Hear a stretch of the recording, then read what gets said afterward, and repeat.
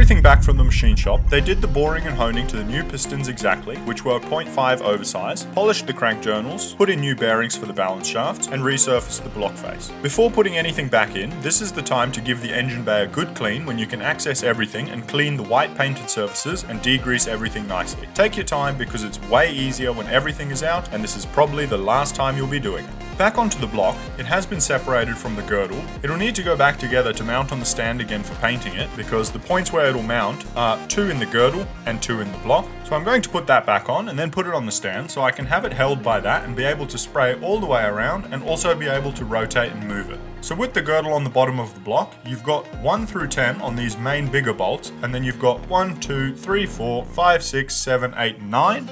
And then the 10th is this smaller one that sits on the outside of the block over here. So size 22 for the bigger ones and a size 14 for the smaller bolts to put this girdle on. Girdle on and tightened. Next step, stand mount on. Stand mount on by its 1, 2, 3 and 4. Next step, lift the block and girdle onto the stand. This would be much easier as a 2-person job, but I'm just going to grab it in its sort of handles, which can definitely take it. They take the whole force of the crank and lift it onto there, being extremely careful not to drop it. And done, ease on. Make sure you push it all the way through so it lines up for the pin to go in. That'll go in there, but first I'm going to turn it around to start the prep process and also mask off the bore holes so I'm not getting anything from that side in the bores. And then I'll start prepping and getting it ready for paint. To actually rotate it, I had to slightly slide it forward, being careful not to slide it too far, just so that these bolts and nuts can clear the stand bar when I spin it. Then I rotated it around and put the masking tape on the top block surface, and then I'm just going to go around with a little razor blade and cut off all the excess so I can get a nice neat line up to there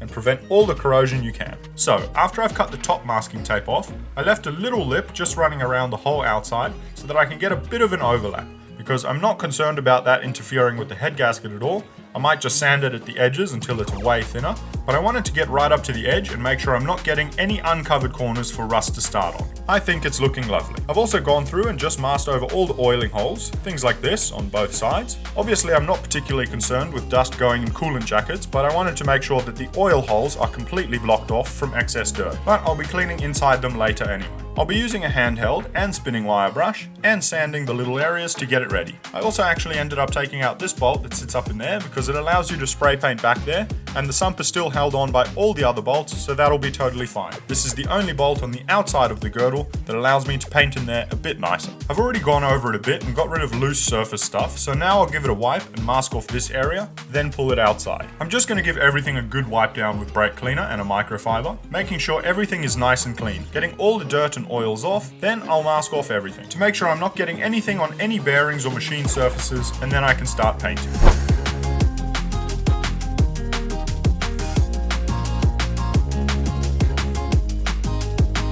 Even if you've just given it a spray down with brake cleaner, you must always give it a second wipe because you'll be surprised how much dirt is still stuck on the surface there. So you obviously want all of that gone so that the paint adheres nicely, because there's quite a lot that sticks to the surface that you want to wipe off. Then I've wheeled it outside so it won't get overspray on anything in the shed.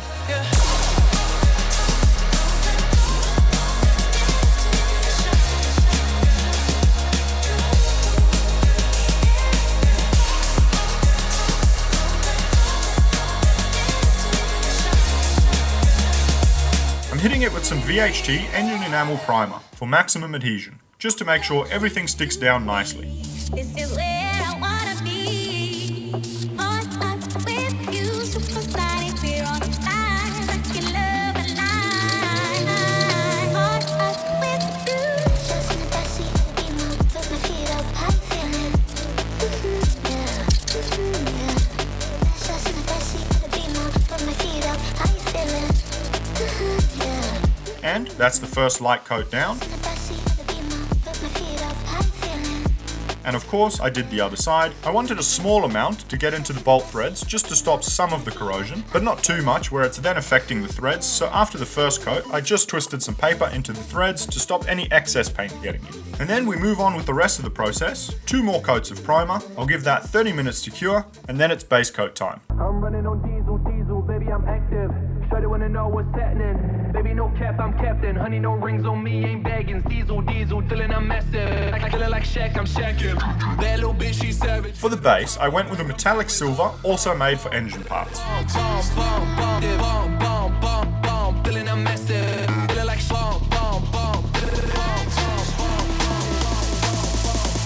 I didn't get time to film spraying the base coat because I sprayed in the afternoon so the temperatures would be coming down, but at least with the darkness you can see the metallic sheen of the paint in this light, and we'll come back to it in the morning.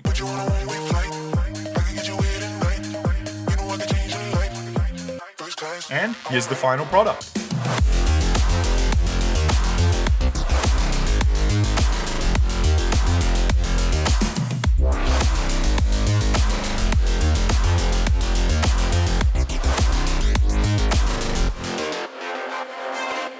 I took off the masking tape and you can see the slight overlap I was going for. Now all I need to do is sand very lightly away from the center, just taking out that lip. I might also just use a scraper. While I'm waiting on a few last things and getting ready to put it all back together, I put some cling film over the top so that there's no dirt getting in there after I've also put some fresh oil on the bores to keep it from corroding. Now for some before and afters.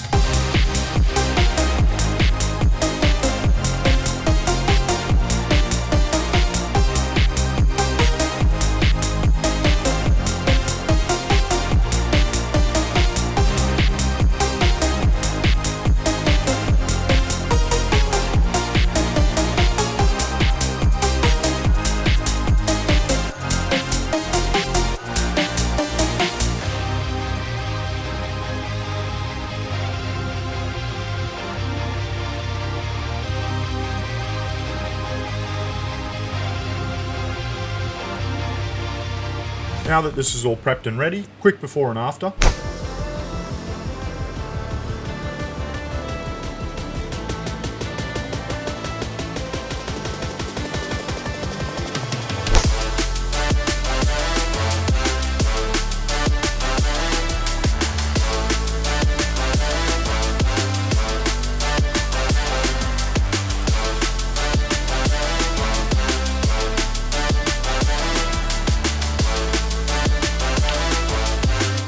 I've got the crank, the connecting rods and the new pistons all on the bench. The crank is polished and looking great and was checked for roundness and is all good. The connecting rods have new piston pin bushes installed and honed by the shop. The block face was machined down 0.015, so I'll have to check the pistons and head gasket required for the correct clearance. The pistons are a 0.5 oversized to match the boring in the block. They come with new rings and they are exactly the same as the stock pistons, and they have the new piston pins with them. Here's the old ones for comparison. The intake manifold has had a few cycles of ultrasonic cleaning bath with degreaser and all the carbon has come off, so that's looking way cleaner. You can especially see on the other side the swirl flaps don't bind on anything and they are moving freely. They'll be inactive anyway, but you can't remove them, so also if I ever want to activate them again, it's good to know. Next up, I'll clean all the remaining parts, like the gears and sprockets from when I disassembled it, that are going to be reused. You can use the old removal cardboard as a guide for how to lay out the parts neatly for reassembly.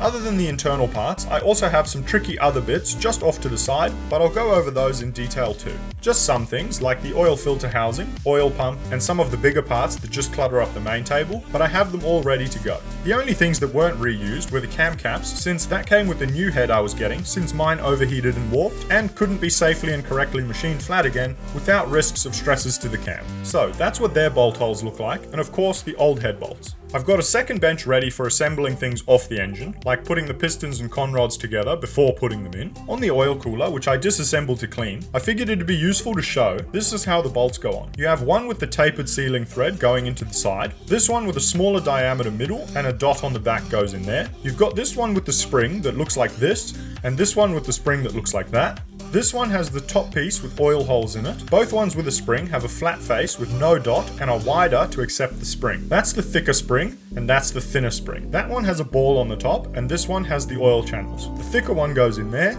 the thinner one goes in there. And then this one caps off the end. This one is another with the smaller inner bit and a dot on the back that doesn't get anything into it. It just seals, so it's a smaller diameter. And then this one goes into this hole. It's got a double seal between its adapter and the shield around it, which just screws into the housing. So you can tighten on the adapter, and then the sensor just screws into the top with some thread sealant. On the back of that is the oil cooler part of it, which runs in the coolant passage. I just cleaned out the center with petrol to remove old dirty oil, then sealed these holes with plugs and cleaned the gasket surface because you don't want any dirt getting into the complex channels, which would be a nightmare to clean out, and you never know if you've done it right. But you also want to clean the gasket surfaces so you have a good seal and don't get any oil and coolant mixing at all. So I did both sides, and then you've got the O-rings to seal the oil passages that'll go in here later. And that's how that one goes. As far as the gaskets go, I just got a whole kit to rebuild the engine, so I have everything. But you'll have one group of mainly felt type gaskets for things like the oil cooler bits and coolant pipes. There's O-rings for the oil cooler too, and a few other places like the timing cover holes, which you'll see later. There's obviously intake and throttle body, EGR and turbo type gaskets, a bunch of washers and C-clip type seals for injectors. There's 4 new grommets for the valve cover to seal around the glow plugs, and then all the main manifold gaskets for the intake and exhaust, and then just the front main seal for the crank. There's also the oil cooler one off to the side and a few torque specs on a sheet with them. The oil pickup tube seems to have a failure point here along the bolt hole. I've read about it in a few forums too, so I think it's fairly common. Mine did snap off when I undid the bolt for cleaning and to replace the O-ring, so I just had to get a little bit welded back on. Other than that, all the parts are fairly much ready to be reinstalled, and you just give some things a final clean right before install so they don't get dust or anything on them. You'll need things like a ring installer and a ring compressor to install the pistons and the bores.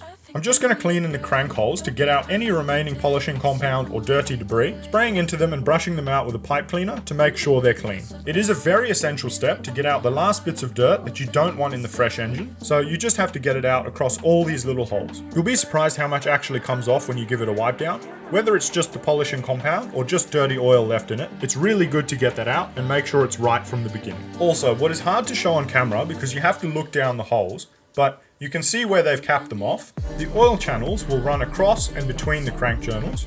So what you can do, since you can't get a tool in those ones, is to block a hole and spray some product in, then blast it with some compressed air and it'll shoot out one way. Do that a couple of times and then clean the main channels again and get it as clean as you can. After doing that quite a bit, you can see the amount of dirt that came out. Not these big pieces, that's just part of the metal bench, but you can see how dirty this oil is. It's very fine particulate, you can't even see it on camera, but just some of that polishing compound or old dirty oil that's all nice and out of there. So I'll do that a couple more times to get it crystal clean. This is what it will look like when you wipe it. This is after doing it a second time. There's still more coming out, so you do this until it runs clean basically. You're just using an oil similar to a WD-40 or one that has a good cleaning base in it that has some cleaning action to pull it out. All of them are sort of solvent oils, which is what they're classed as, so really any should do the trick. So after doing that a few times, you can see it's only the oil that darkens the paper towel. There's no actual filings or anything coming out anymore. So that's about it. It's a similar story for the Conrod's piston pin bushes, which were done by the machine shop. Make sure you give everything a good wipe out in every single one of them. Get it all clean, fresh, and ready to go. I'll get the pistons ready and line them up here as well. They're obviously numbered on the sides, so there's 1, 2,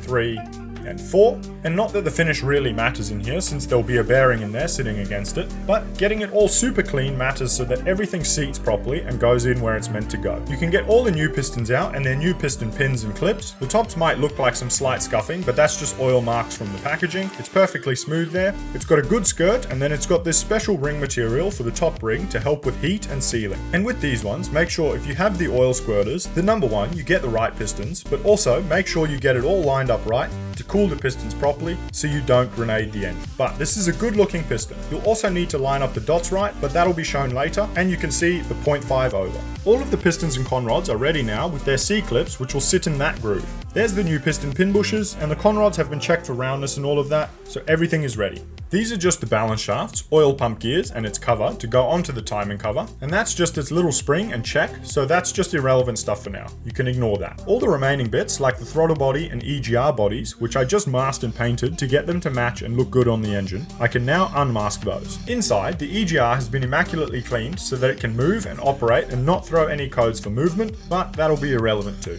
The vacuum pump housing has also been masked off carefully and painted so that it'll match the front of the engine and all look put together, avoiding any of the machining surfaces when it was sandblasted and painted.